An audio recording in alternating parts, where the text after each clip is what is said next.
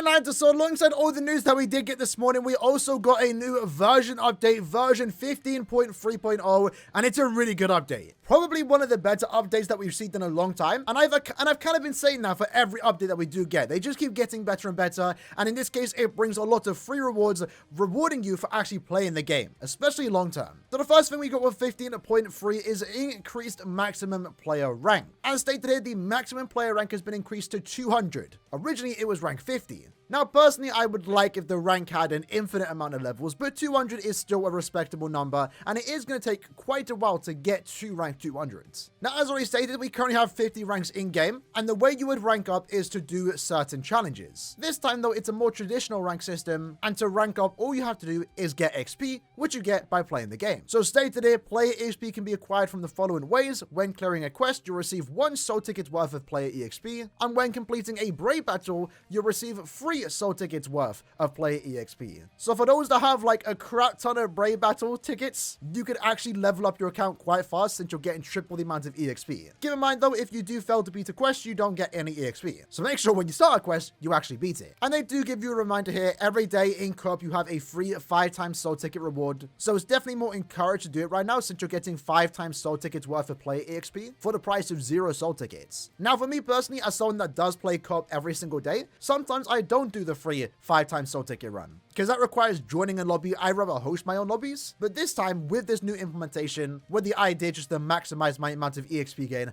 I definitely will be doing the free 5 times run every single day. So essentially this system right here rewards you for playing the game, but what are the rewards? Well, as you can see here, they're actually quite good. So on rank 60, 80, 120, and also 160, you get a free 5-star summon ticket. On rank 70, 90, 140, and 180, you get a 5-star accessory ticket. Now, this is guaranteed 5-star accessory, not a 4-star evolved into a 5-star, so it is a good summon ticket. And then on rank 100 and 200, the bigger milestones, you do get 100 free spirit orbs. And then from the looks of it, ranks apart from the ones that I mentioned above, that are multiple of 5, so let's say 55, 65, 75, for example, you then get 25 spirit orbs. So there's a lot of orbs to be getting here, I will say. And remember, you can check your current rank by going to the top left, click on this button here, and it looks like you also get 5 orbs for every time you rank up. So this is a really good system. I like it. It's just a passive way to build up some orbs as you play the game, right? It obviously is a one-time reward, and eventually we are going to cap out at level 200.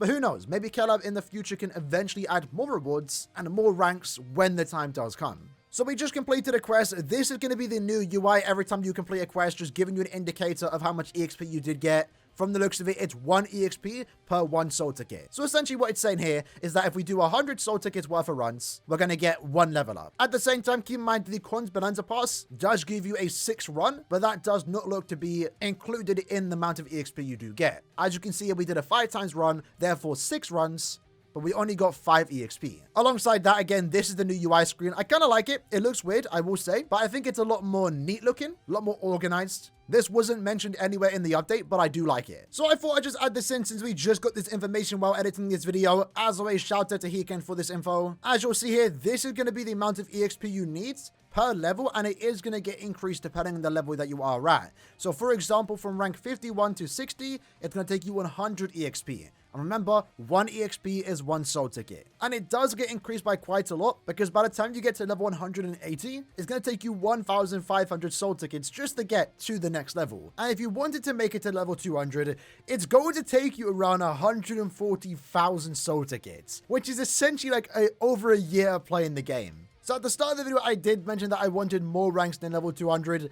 I can kind of see why they capped it at level 200. This is going to be a massive grind, not something that you should force yourself to do, but this definitely is going to be a long-term goal for many players to reach level 200, and eventually, if you play the game long enough, you will eventually hit it. But for those that want to maximize their EXP gain, make sure you do your free 5 times run every single day in co-op. Spend all your soul tickets whenever they are available. If you have the Cons Bonanza Pass, your soul tickets are recharging faster. And of course, also make sure to play Brave Battles. That also gives a decent amount of XP too.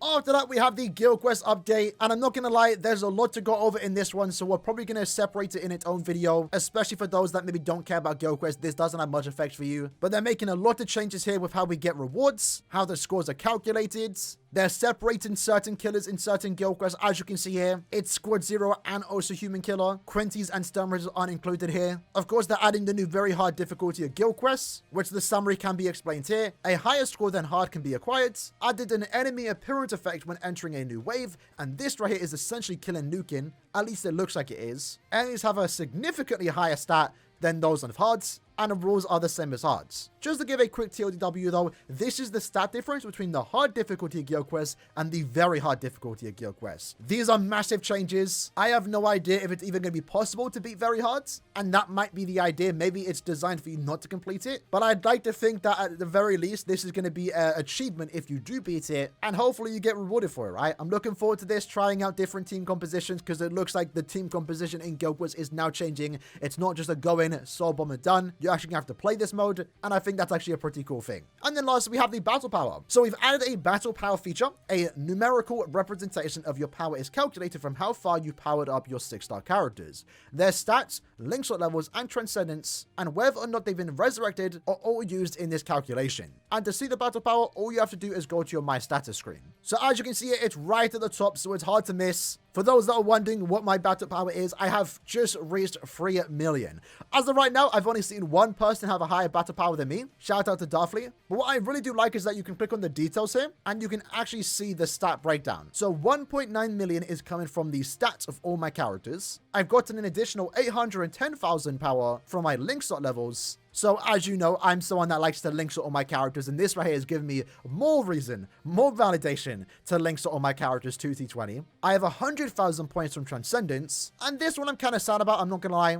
You know, I do transcend my characters, but I'm still sitting on a lot of resources. And it's kind of a shame that a lot of characters that I do get duplicates, I sell because I've never had a reason to 5-5 my OG, you know, speed Soifon, right? But now this is kind of giving me a reason to keep some of those old characters, get them 5-5, and make sure I unlock their 6 slot to get those extra stats, which will add more battle power to my overall battle power. And what I guess I found interesting too is the resurrection. There's also a bonus for resurrecting characters. In this case, everyone that does have every resurrectable character will have the same amount of power here, and that's an additional 149,000. Now, what's really good about this is that it does come with some added rewards. Once more, you're rewarded for playing the game, working on your characters, and leveling them up. And you'll see it in the free order section. As we scroll down, these are the rewards for each individual milestone. Obviously, at the start, it starts off slow. Once you get 100k, you get 100 free spirit orbs. At 300k, you get a free 5-star accessory ticket. The in-between rewards aren't anything super great, I will say, like 5 editing brushes and also accessory tickets is whatever. But at 700k, we once more get another accessory ticket. At 1 million, we get 100 more spirit orbs. At 2 million, we once more get another 100 spirit orbs. At 2.5 million, you get another 100 spirit orbs. And then at 3 million, which I just managed to raise,